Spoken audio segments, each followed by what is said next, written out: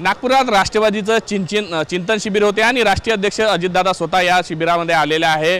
खरं तर परखड बोलण्यासाठी दादांची ओळख आहे। आज त्यांनी पुन्हा एकदा निर्वाणीचा इशारा जो आहे तो त्यांच्या मंत्र्यांना दिलेला आहे। जर काम होत नसेल तर खुर्ची खाली करा असा इशारा दिला। दादा स्पष्ट बोलण्यात तसे तुमचं हे आहे। आज तुम्ही पुन्हा एकदा सांगितलं। आज पहिल्यांदा 3 लोकांची भाषणं झाली सुरुवातीला। काय हे चिंतन शिबिर घेण्यामागचं कारण काय आहे? ह्या चिंतन शिबिरात आज आपलं दिवसभराचं कामकाज काय? यामध्ये प्रफुल्लभाईंनी थोडेफार विचार मांडले, सुनील तटकरेजींनी मांडले, भुजबळ साहेबांनी मांडले आणि त्याच्यात प्रफुल्लभाईंनी काही मुद्दे उपस्थित केले। मला आपल्याला सांगायचं की त्या मुद्द्याला जर मी स्पर्श केला नसता तर माझ्या कार्यकर्त्यांच्यात वेगळा मेसेज गेला असता, माझ्या पार्टीच्या प्रमुखांच्यामध्ये वेगळा मेसेज गेला असता की बाबा आपण आपल्या घरी बसलोय, फॅमिली म्हणून बसलोय आणि त्यामध्ये एक इश्यूच्या बद्दल मी आज त्या पार्टीचा प्रमुख म्हणून मला त्याची नोंद घेऊन काही ना काही माझं हे केलं पाहिजे, मत व्यक्त केलं पाहिजे। ते करण्याचं काम मी केलं। माझी मतं फार स्पष्ट असतात। मी त्याच्यामध्ये सांगितलं की अजित पवारांच्या सहित सगळ्यांनी, मी तर माझ्या परीनं फिरतोय, परंतु बाकीच्यांनी सगळ्यांनी केलं पाहिजे ना, जबाबदारी आहे ना। शेवटी पार्टीमुळं तुम्ही मंत्री होता, कार्यकर्त्यांच्यामुळं तुम्ही निवडून येता। कार्यकर्ता हा पक्षाचा कणा आहे आणि तो कणाच जर तुम्ही डिस्टर्ब केला तर नाही, अडचणीला सामोरं आपल्याला जावं लागेल। त्याच्यामुळं आता सगळ्यांनी वेळ दिला पाहिजे। आठवड्यातनं 3 दिवस का होईना त्यांनी बाहेर पक्ष म्हणून, पक्षाची संघटनेची जबाबदारी म्हणून तिथल्या डिस्ट्रिक्टच्या तालुक्याच्या कार्यकर्त्यांना भेटणं, लोकांना भेटणं, ते आता आम्ही सांगू ना कसं कुणी काय करायचं। म्हणून मी म्हटलं की एवढं देऊन मला उपमुख्यमंत्रीपद कशामुळं मिळालं? कार्यकर्त्यांच्यामुळं, विधायकांच्यामुळं। आता त्याच्यात आम्हाला 10 लोकांना मिळालं तर आम्ही 10 लोकांनी जीव ओतून काम केलं पाहिजे बाबा। आणि त्याच्यात जर आम्ही कुठं कमी पडत असू तर मग तिथं दुसऱ्याला संधी दिली पाहिजे। काय कुठली कुणाची एकट्याची मक्तेदारी नसते, अनेक बदल होत असतात। भाजपचा बालेकिल्ला असं म्हटलं तुम्ही, म्हटलं की हा आतापर्यंत वेगवेगळे अनुभव आले, त्यामुळे विदर्भात कुठेतरी तुम्ही वेगळ्या पद्धतीने पुन्हा तयारी करताय, शिबिर होते? नाही, कुठलाही पक्ष काम करतो तेव्हा त्या राज्यामध्ये वेगवेगळ्या भागामध्ये शिबिरं घेण्याचा प्रयत्न करतो।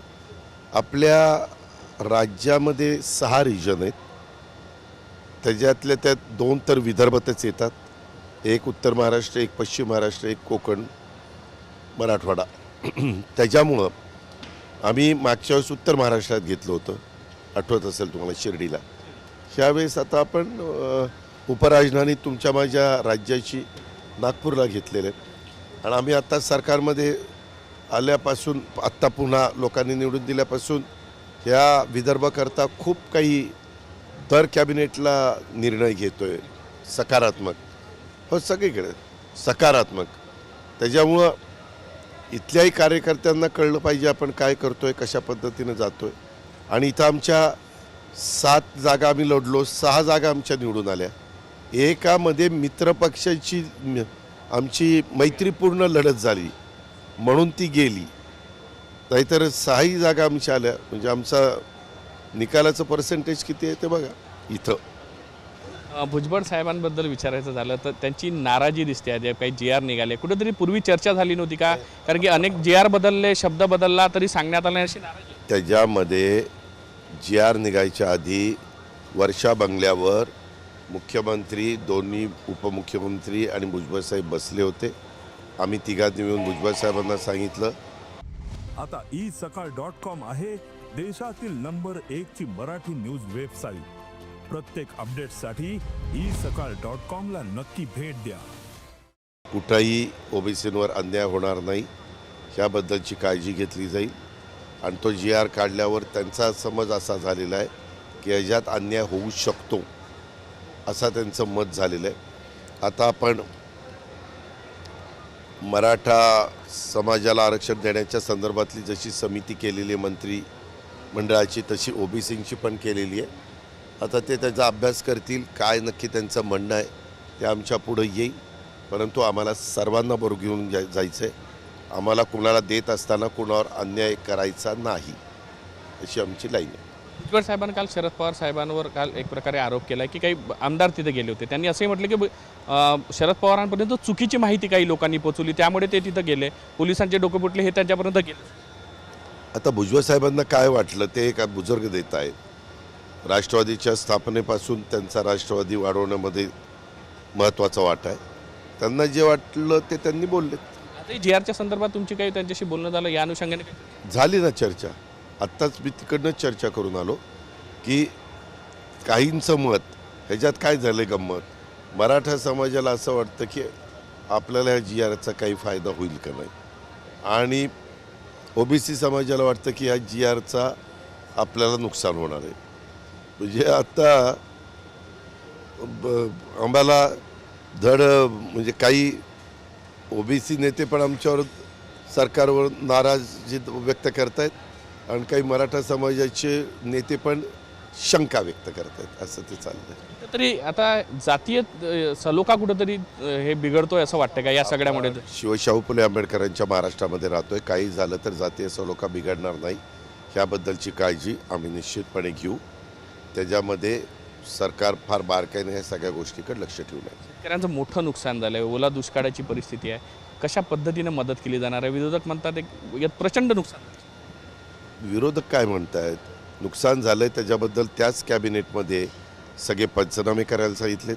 मनुष्यहानी, जीवितहानी, प्राणहानी झालेली आहे त्याच्याबद्दलची सगळी माहिती ताबडतोब द्यायला सांगितली, आणि ज्यांचं नुकसान झालं त्या शेतकऱ्यांच्या अकाउंटला DBT करायला सांगितले. राज ठाकरे, उद्धव ठाकरे येत राहण्याची चर्चा. कोणालाही वाऱ्यावर आम्ही सोडणार नाही. सगळ्यांना आम्ही 100% त्याच्यातनं सहकार्य करू. राज ठाकरे, उद्धव ठाकरे एकत्र येण्याची चर्चा सुरू आहे. कशा पद्धतीने पाहता?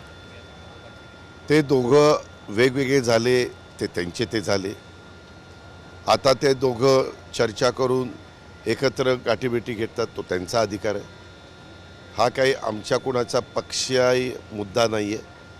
कुठल्या पक्षाच्या नेतृत्वाने कुणाला भेटावं आणि कुणाला चर्चा करावी आणि कुणी एकत्र यावं हा ज्याचा त्याचा प्रश्न आहे.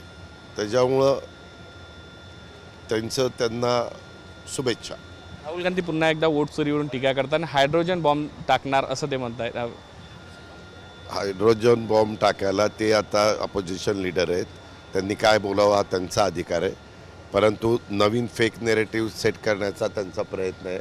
तसा मागच्या निवडणुकीमध्ये संविधानाचा फेक नेरेटिव्ह सेट केला आणि त्याचा फायदा त्यांनी उचलण्याचा प्रयत्न केला. त्या प्रकारे चाललेलं आहे ते.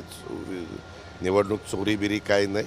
जनता ठरवते आपली देशातली कुणाला यावेळेस निवडून द्यायचं आणि कुणाला यावेळेस बाजूला करायचं, आणि त्या पद्धतीने चालतं. शेवटचा प्रश्न. भुजबळ साहेब म्हणतात जे मराठ्यांना मदत करत असेल त्यांना आम्ही पाडू.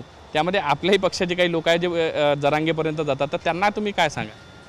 मी तुम्हाला सांगू का, ह्या राज्यात ह्या देशात जी घटना आणि जे संविधान दिलेलं आहे त्याप्रमाणे प्रत्येकाला आपलं आपलं मत मांडण्याचा अधिकार आहे.